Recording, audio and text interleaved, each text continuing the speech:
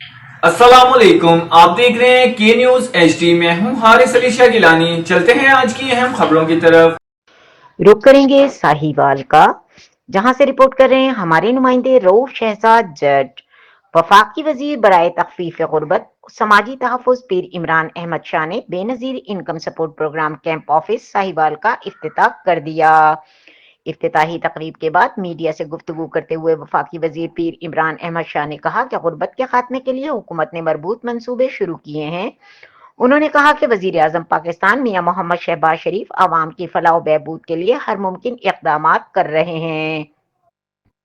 उन्होंने मजीद कहा कि मुल्क से बेरोजगारी का खात्मा हुकूमत की तरजीह है और अवाम की खुशहाली हमारा मतम्मा नजरिया। वफाकी वजीर ने कहा कि फलाही इदारों के साथ मिलकर काम कर रहे हैं ताकि लोगों की जिंदगियों में आसानी लाई जा सके। उन्होंने कहा कि पाकिस्तान को तरक्की की राह पर आगे बढ़ने से अब कोई नहीं रोक सकता और पाकिस्तान की डिफॉल्ट होने के ख्वाब देखने वालों को मायूसी होगी।